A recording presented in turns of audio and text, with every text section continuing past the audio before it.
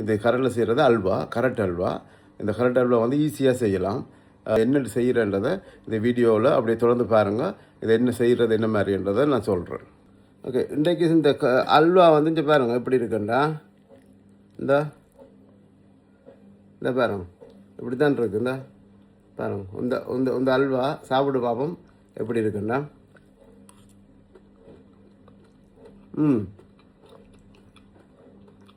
வேறு நல்ல டேஸ்ட்டாக இருக்குது, நல்ல இனிப்பாக இருக்குது. இது வந்து இப்போ ஒயிட் சுகர் போட்டிங்கன்னா இதை விட இன்னும் கொஞ்சம் ஒரு மஞ்சள் இங்கே பாருங்கள், இது கொஞ்சம் டார்க்காக இருக்கும், கொஞ்சம் மஞ்சள் கலரில் வரும். காஜு தான் சாப்பிடலும் நல்ல டேஸ்ட்டாக இருக்கும். அதை விட நல்ல ஒரு ஹெல்த்தியான ஸ்வீட். எல்லோரும் வடிவாக செஞ்சு சாப்பிடுங்க. சாப்பிடுங்க, மறக்காமல் பகிருங்க. ஜாம்பெற்ற இன்பம் வையகமும் பெற பகிருங்க. ஓகே,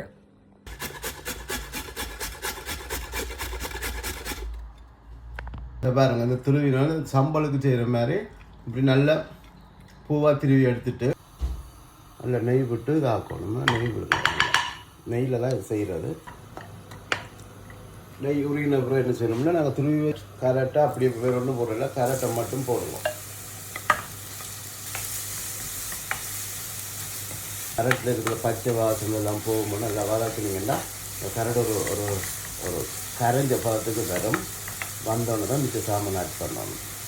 பாருங்கள், இப்போ இந்த கரெக்ட் கொஞ்சம் இதாகி அந்த இது கரையில்லை, ஆனால் நல்ல ஒரு வாசம் கொண்டு வரும். கரெக்டோட அந்த நெய்யும் சேர்ந்து நல்ல ஒரு வாசம். அந்த வாசம் வரைக்க நீங்கள் கஜு பொரித்து வச்ச கஜு போடுறோன்னா இப்போ போடக்கூடாது, பச்சை கஜு போடுறோன்னா இப்போ போடுவோம். அந்த நான் ஒரு இந்த அளவு கஜு போடுறேன். இந்த கஜுவை போட்டுட்டு அதையும் சேர்த்து அப்படியே நல்ல வடிவம் மெல்லமாக அப்படியே கிண்டி கொண்டே இருங்க. அது கிண்டா விட்டுறாங்க, டக்குன்னு அடி பிடிச்சிடும். நெய் தானே, அப்போ கஜுவையும் போட்டு கொஞ்சம் கொஞ்சம் மெல்லமாக கிண்டுடுவோம். இப்போ பாருங்கள், இது நல்ல எண்ணெய் நெய்யில் வதங்கி பாருங்கள், இந்த இப்படி ஒரு இது பதத்துக்கு வரும், கரைஞ்சி வரும். சரி, இதில் நல்லா இதை குறைங்க. இப்படி ஒரு பதத்துக்கு வந்த பிறகு நல்ல நெருப்பை குறைச்சிட்டு அல்லாட்டி நெருப்பை கொஞ்சம் நேரம் மூவ் பண்ணிவிட்டு என்ன செய்யணும், இதுக்கு ஒயிட் சுகர் போட்டால் இதே கலரில் இருக்கும்.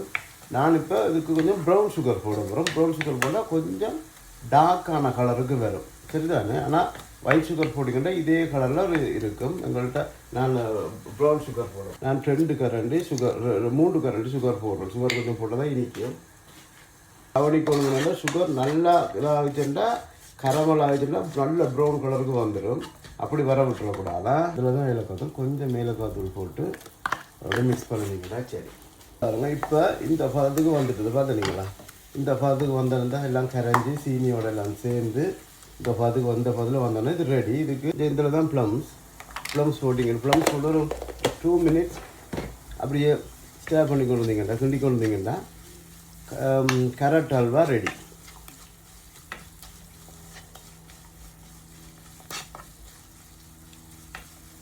இது இப்போ ரெடி.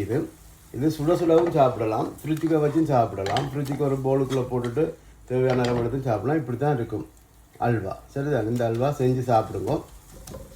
செஞ்சு சாப்பிட்றது மட்டும் பார்க்காம எல்லாருக்கும் பகிருங்க. பகிர்ந்தீங்கன்னு சொன்னால் அவையிலும் செஞ்சு மற்றாக்களும் செஞ்சு சாப்பிடுவீங்க. உங்களை தெரிஞ்ச ஆக்கள் அவங்களும் வடிவாக செஞ்சு கொடுத்து வடிவாக நீங்களும் சாப்பிடுங்க.